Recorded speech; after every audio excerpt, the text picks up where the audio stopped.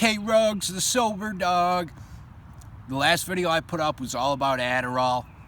Everything you need to know, what class it's in, the chemical structure compared to meth, the side effects, long-term effects, how it's used in society, legally and illegally, everything about that. This video, I'm going to give you some personal experience about Adderall. Hey, as always, hit that like, that subscribe. I'd really appreciate it, and I thank everyone for your love and support. Thank you so much. You guys are awesome. If you got experience with this, hit me up in the comments. Let me know if you can help others out. As always, I don't condone any drug use. Soberdogs is all about recovery. If you have an addiction problem, please seek professional medical help. Recovery is possible.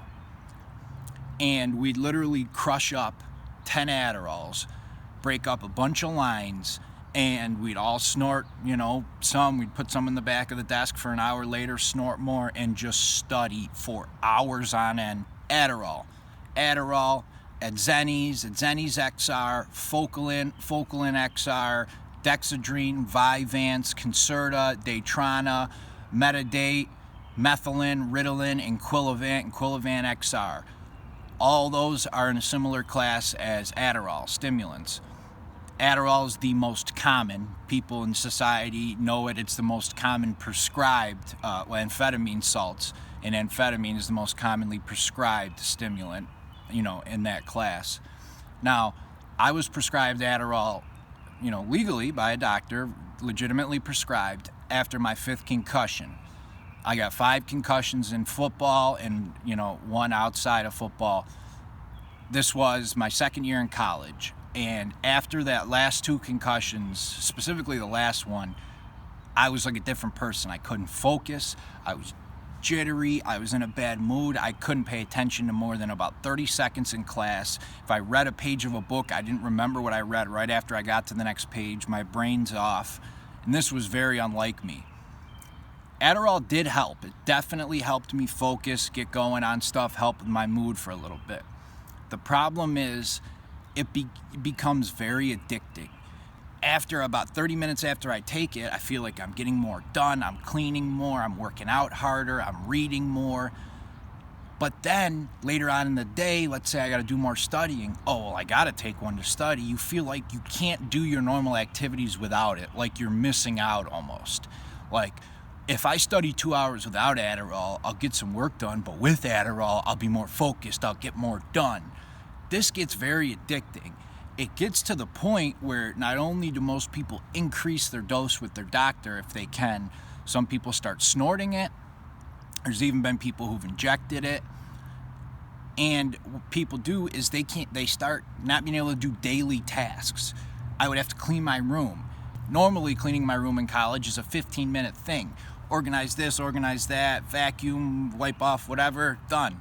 With Adderall, it takes an hour, and I'm scrubbing the areas I haven't scrubbed in years, or if ever. But then it's like, well, why would I clean it normally when I can clean it on Adderall and get so much more done? I'm prescribed it legally, so it can't be bad for me. That's BS. I am not a doctor, but that is BS. Just because something is created by the government and prescribed by a doctor doesn't make it good for us. Oxycontin was prescribed for decades, by doctors and people, and no one said a word for about 14 years. It was Oxycontin safer than morphine, Oxycontin's this and that.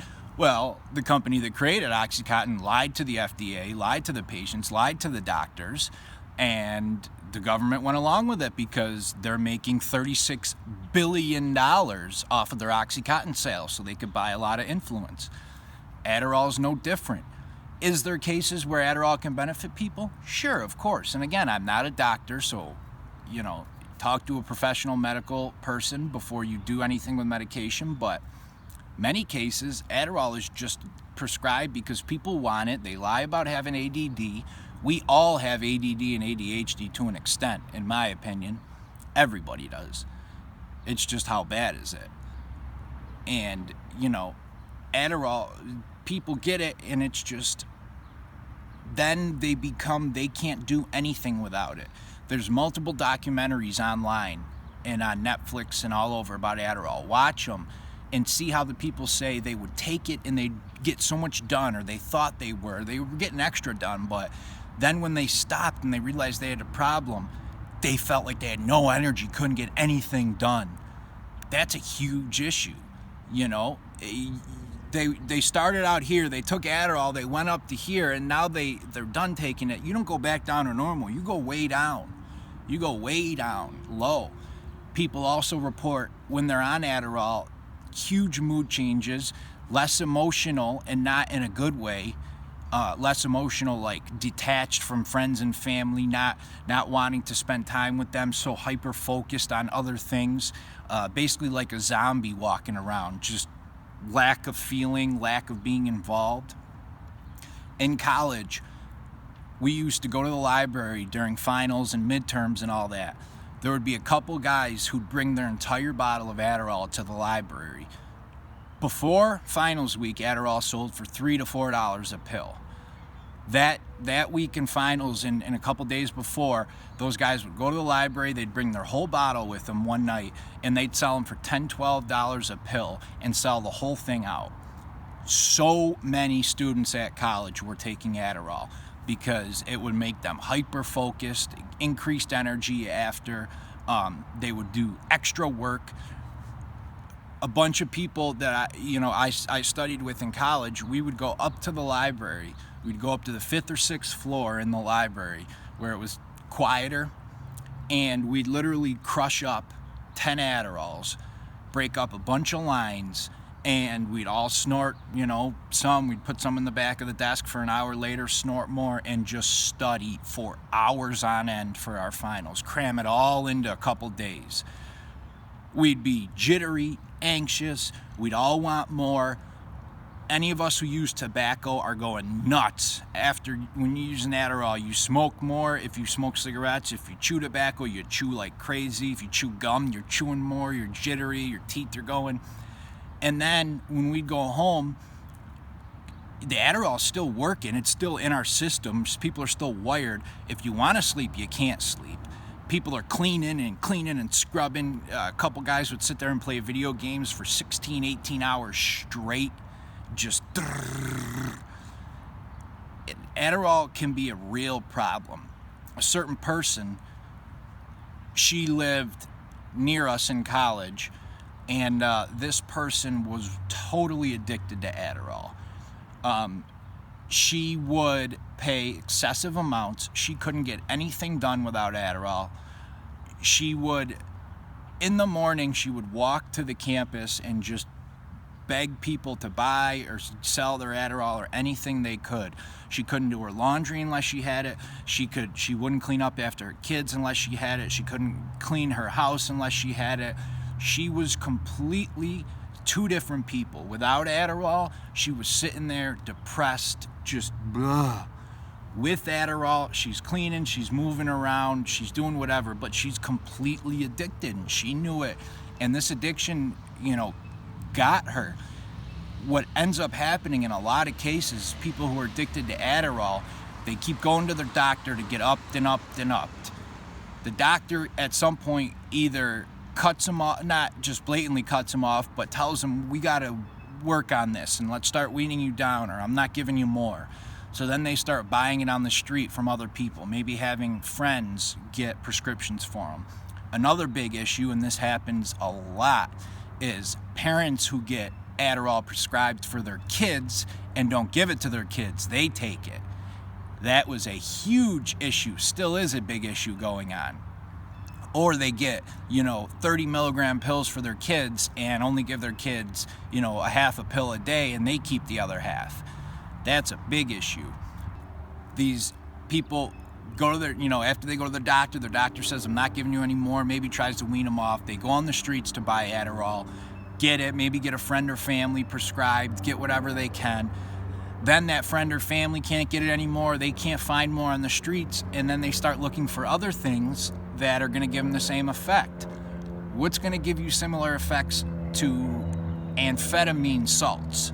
That's what Adderall's name is. If you look at the chemical name of it, it's an amphetamine. It's right on the prescription bottle. It says amphetamine salts if you get a generic one of it. What's going to give you a similar effect to amphetamine if you can't find your fix? Cocaine, crack cocaine, excessive energy drinks or caffeine, but that's not going to give you the same effect, and methamphetamine, amphetamine salts. So people get addicted to meth starting on Adderall because it is basically their cousins. It's going to give you similar, effects. Certain individual who I knew at college, this person didn't go to the college, but he lived near there, started out on Adderall as a kid at about 12 years old, prescribed because he had ADHD.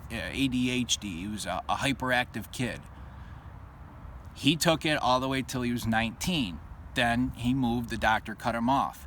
He couldn't function, get anything done without it, so at this point he graduated to meth to get his fix. He said, and I quote, "If you take enough Adderall, it gives you the exact same effect of meth." Now, those two drugs have extremely similar chemical compounds and similar effects. The difference being it's not as pronounced. If you take meth, it's the small chemical changes in the route of administration, smoking, snorting, injecting, versus people eating an Adderall or maybe snorting it. The meth hits quicker and it's more potent. So two people, one takes Adderall, one takes meth. They might both be fidgety, they might both be very anxious, increased heart rate, and they both have paranoia. But the one who took meth, they're extra paranoid, extra heart rate. They're so paranoid they're boarding up their house. The one who took Adderall still got the same effects, paranoia, anxiety, jittery, but not as pronounced as the meth. So their anxiety is just kind of, whoa, is that car following us? Or just a little jittery, when the meth person's the same thing but more. You could tell with the meth person versus the Adderall, it might not be as easy to spot. But this is very dangerous. It can happen. I have taken Adderall well over 1,000 times, prescribed and not prescribed, snorting it and just eating it, for studying, for cleaning, for work. You feel like you need it. You'll go to work one day on Adderall and get so much done, and then every day after that you feel like, what am I getting done if I'm not on Adderall? The way I would describe it to people is if, imagine you go to the gym and you get a great hour-and-a-half workout in. You bench press 300 and you squat and you do, 5 miles on the treadmill. And then the next day you go back and you do half of all that. You're going to feel like you didn't get as good of a workout as you did the day you did all this stuff. So you got up to this level. You don't want to just every day go back down to this level. That's what happens with Adderall. People take it and they get a lot done, and then they don't take it the next day and they don't get as much done, and they feel like, well, I've already been to this level. Why would I go back down?